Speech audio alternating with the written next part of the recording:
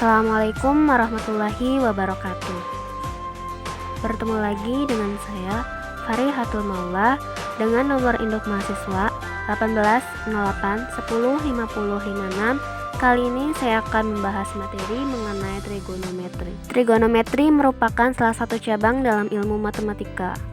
Jika kita bertanya kepada anak sekolah, pelajaran apa sih yang paling susah? Banyak siswa yang akan menjawab pelajaran matematika. Saya rasa jawaban ini berlaku dari dulu hingga sekarang. Salah satu materi yang sering dihindari dan dianggap paling susah bagi siswa adalah materi trigonometri. Sebenarnya, trigonometri itu tidaklah sesuatu yang dibayangkan. Kuncinya, kita hanya perlu memahami konsep dasarnya trigonometri. Setelah kita memahami konsep dasarnya, maka soal apapun bisa dikerjakan. Jika sudah begitu, maka matematika bisa menjadi teman yang baik bagi siswa. Nah, sekarang saya akan membahas mengenai beberapa materi tentang trigonometri. Materi yang pertama mengenai definisi. Apa itu trigonometri? Trigonometri berasal dari bahasa Yunani, yaitu berasal dari kata trigonom dan metro. Trigonom yang berarti 3 sudut dan metro yang berarti mengukur. Jadi, trigonometri adalah sebuah cabang matematika yang berhadapan dengan sudut segitiga dan fungsi trigonometri seperti sinus, kosinus, dan tangen. Trigonometri berhubungan erat dengan sinus, kosinus, dan tangen. Pertama, sinus. Sinus adalah perbandingan sisi segitiga yang ada di depan sudut dengan sisi miring pada sebuah segitiga siku-siku. Kosinus adalah perbandingan atau hasil bagi antara sisi datar dengan sisi miring pada sebuah segitiga siku-siku. Kemudian, tangen adalah perbandingan atau hasil bagi antara sisi tegak dengan sisi datar pada sebuah segitiga siku-siku. Materi yang kedua mengenai rumus-rumus dalam trigonometri. Konsep trigonometri mulanya berawal dari konsep kesebangunan pada segitiga siku-siku sehingga melahirkan istilah sinus, kosinus, dan tangen.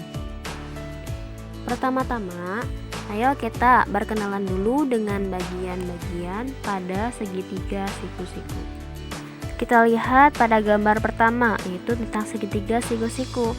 Di sana, sisi depan itu adalah sisi yang berhadapan langsung dengan sudut theta.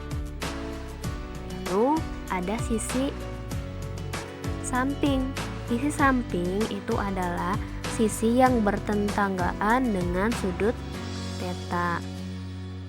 Lalu yang terakhir adalah sisi miring. Sisi miring adalah hipotenusa dari segitiga siku-siku tersebut. Hipotenusa ini maksudnya adalah sisi yang terpanjang dari segitiga siku-siku. Berdasarkan segitiga siku-siku dan definisi yang telah kita bahas, maka sinus theta adalah perbandingan antar sisi depan segitiga siku-siku dengan sisi miring pada segitiga siku-siku.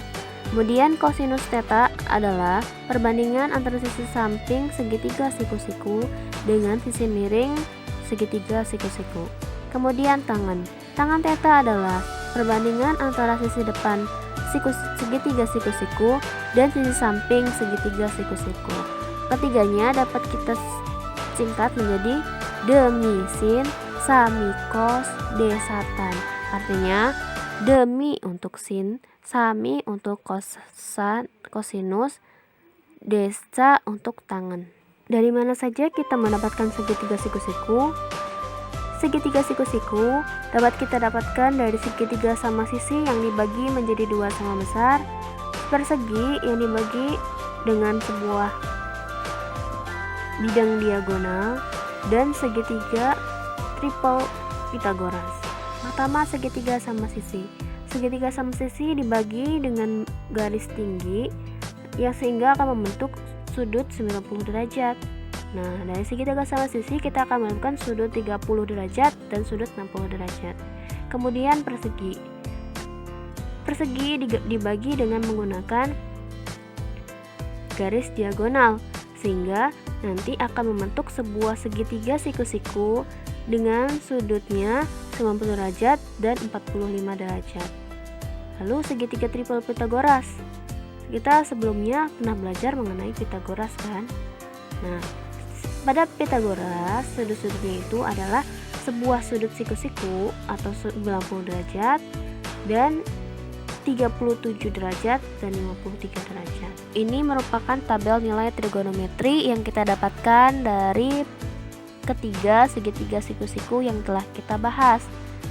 Nah, akhirnya kita dapat nih tabel nilai trigonometri untuk sudut 0 derajat, 30 derajat, 37 derajat, 45 derajat, 53 derajat, 60 derajat, dan 90 derajat untuk masing-masing sin theta, cos theta, dan tan theta. Sinus, kosinus, dan tangen masing-masing memiliki kebalikan.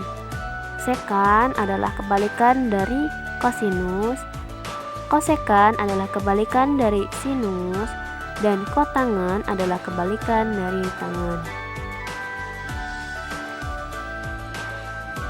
Nah, kemudian ada perbandingan nih.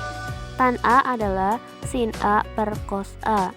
Nah, mengapa kita bisa mendapatkan sin A per cos A?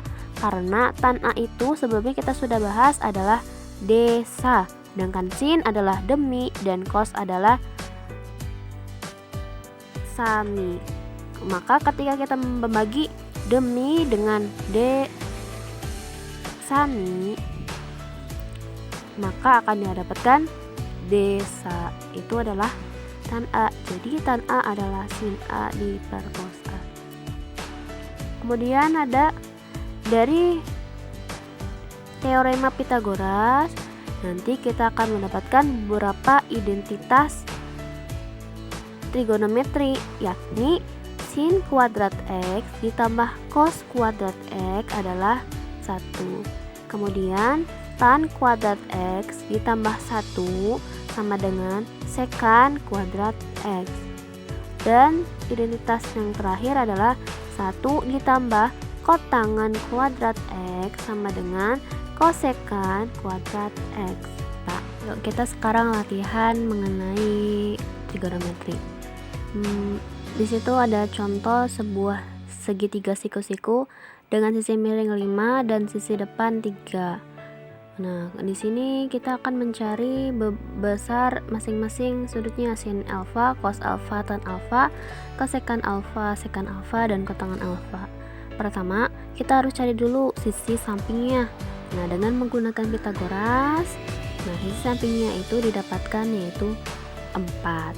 Maka nanti sin alfa itu berdasarkan rumus yang telah kita pelajari adalah demi atau depan per miring.